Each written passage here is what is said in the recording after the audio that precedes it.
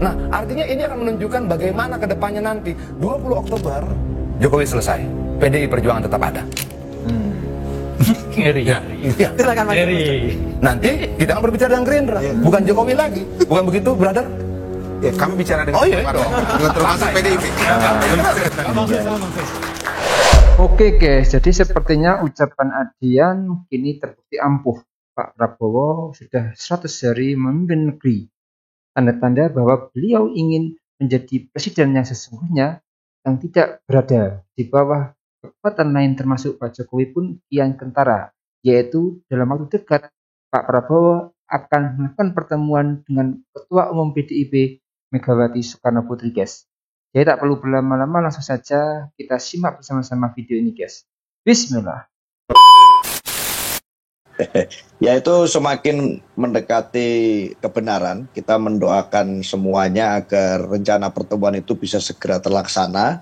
Tetapi untuk tanggal dan waktu yang paling tepat memang yang akan berbicara langsung adalah terkait kesiapan waktu dari Bu Mega dan Pak Prabowo masing-masing. Jadi yang nanti akan menentukan secara langsung adalah beliau berdua.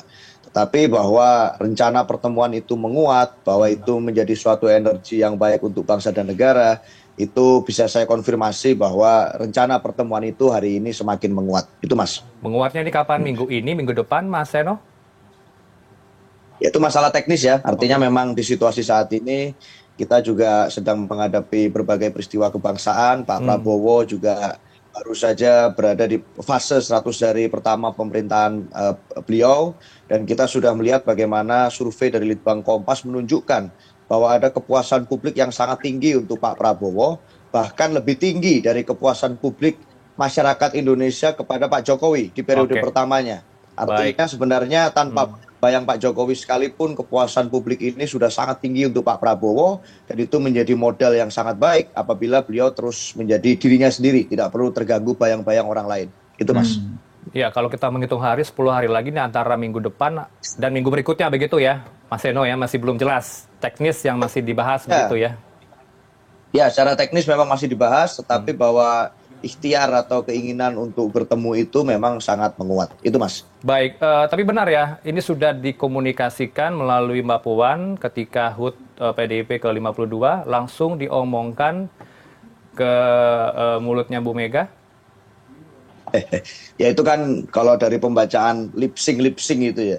Tapi kan kalau kita melihat bagaimana wacana pertemuan itu sudah sangat lama sebetulnya. Bahkan sebelum Pilpres sekalipun.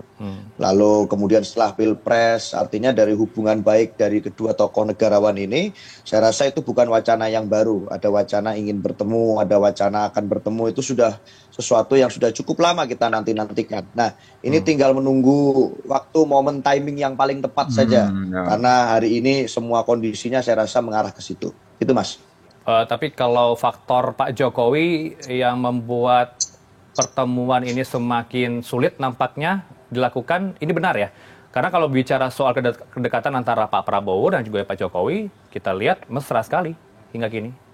Ya, itu yang saya bilang tadi, kalau melihat bagaimana dari metode saintifik bekerja, maka kalau kita melihat bagaimana hasil survei dan persepsi publik di dalam Litbang Kompas itu kita lihat, maka satu, persepsi positif publik terhadap Pak Prabowo itu sangat tinggi hari ini. Itu jauh lebih tinggi dibandingkan Pak Jokowi. Yang pertama.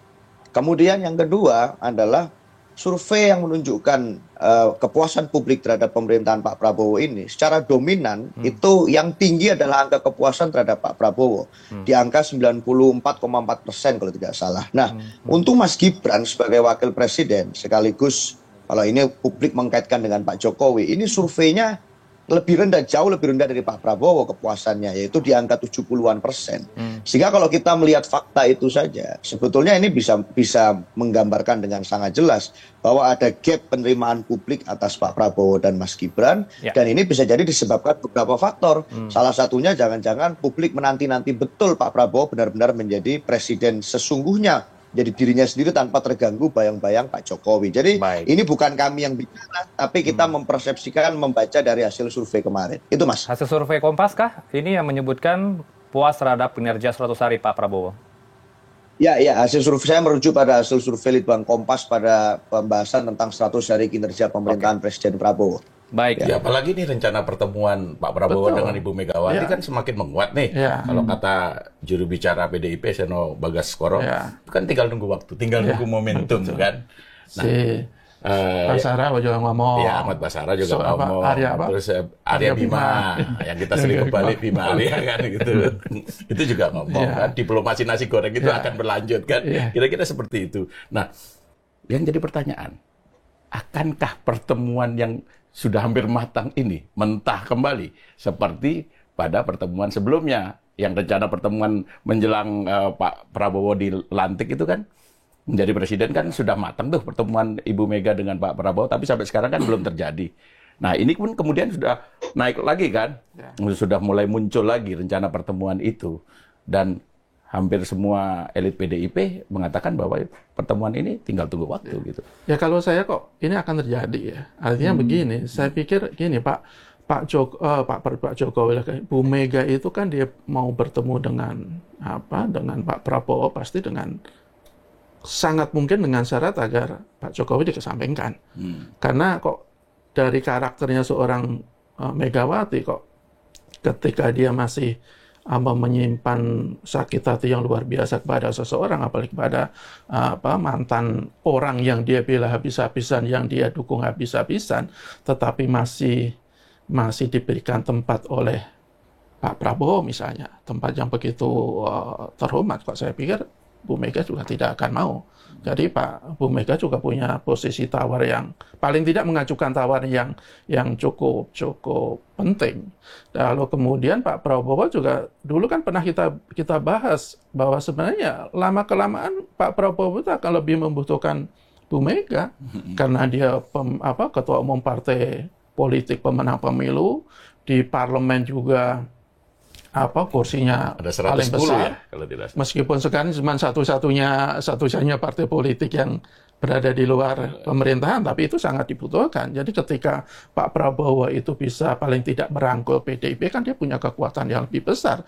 Lain halnya dengan Pak Jokowi, meskipun dia masih punya kekuatan di pemerintah secara tidak langsung, tetapi kan lama-kelamaan juga akan hilang, akan memudar. Jadi saya pikir dia akan lebih membutuhkan Bu Mega daripada Pak Jokowi. Meskipun sekarang ini dalam waktu dekat ini, saya pikir kok Pak Prabowo tidak akan serta-merta begitu saja meninggalkan Pak Jokowi.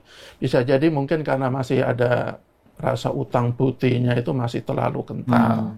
Karena kan Pak Prabowo itu kan dikenal katanya orang yang tidak mau melupakan jasa orang kan itu kan. Tetapi menurut saya begini, ya mungkin Pak Prabowo menganut prinsip apa kalau Jawa itu mikul dhuwur mendem jero itu prinsip yang bagus. Ya, apa artinya itu? Jelaskan dulu itu. Karena nggak semua pemirsa kita kan orang Jawa. Mengukur semua kesalahan. Kru kita aja banyak yang bukan Jawa. Meninggikan derajat lah gitu kan lah. Tetapi kalau itu dilakukan kepada seorang pemimpin yang diduga merugikan rakyat, merusak negara, apakah itu masih harus dipakai juga prinsip-prinsip seperti itu? Menurut saya tidak serta-merta harus tetap dipakai. Jadi ini Pak Prabowo juga harus mengajarkan bagaimana kita bernegara yang baik. Jadi ya mudah-mudahan dengan indikasi-indikasi seperti ini Pak Prabowo ya benarlah harus menjadi presiden seutuhnya. Jangan menjadi presiden di bawah bayang-bayang mantan presiden atau di bawah bayang-bayang mantan kekuatan yang lain. Karena kalau kita lihat presiden-presiden sebelumnya tidak ada loh yang berada di bawah. Bahkan Pak Habibie ketika dia menjadi presiden menggantikan Pak Harto, dia juga tidak di bawah Pak Harto loh. Dia punya kebijakan-kebijakan yang justru menganulir kebijakan-kebijakan di Orde Baru kan. Reformasi, demokratisasi, membebaskan tahanan-tahanan politik yang begitu banyak gitu. Jadi ya ketika presiden merasa kebijakan atau langkahnya itu baik ya jalankan, jangan mempertimbangkan kekuatan lain, jangan mempertimbangkan mantan-mantan presiden, menurut saya sih. Iya. Oke guys, jadi Pak Prabowo memang sudah seharusnya dekat bersama rakyat dan tidak mendengar dan terpengaruh omongan kanan kiri orang di dekatnya. biar negara Indonesia ada perubahan menjadi pemerintahan yang bersih, adil, makmur, sejahtera. Sepertinya Pak Prabowo ini di 100 hari pemerintahan menunjuk pembantu-pembantunya ini hanya bentuk terima kasih telah mendukungnya. Dan setelah ini sepertinya Pak Prabowo akan mulai bersih-bersih dan memilih mana yang bisa kerja dan tidak. Perlahan-lahan tentu Pak Prabowo akan mulai menumbuhkan hope atau harapan lagi di mata semua rakyat Indonesia untuk membangun negara Indonesia lebih baik lagi. Ayo Pak Prabowo, tunjukkan bahwa Anda adalah macan Asia. Jangan takut dengan oligarki dan tegakkan keadilan dan hukum seberat-beratnya para koruptor dan miskinkan. Meskipun masih sedikit level trust, tapi sudah cukup mengharukan. Sudah mulai ada sinyal-sinyal pertemuan antara Pak Prabowo dengan Ketua Umum PDIP Bu Mega yang makin menguat. Untuk pertemuan ini bertujuan untuk kebaikan bangsa dan negara Indonesia tercinta ini. Semoga beliau-beliau diberi kekuatan dan kesehatan. Amin. Mungkin itu yang bisa saya jelaskan untuk video kali ini. Bagaimana menurut kalian soal video ini? Tulis komentarnya di bawah ini ya guys. Saya pamit dulu. Wassalamualaikum warahmatullahi wabarakatuh.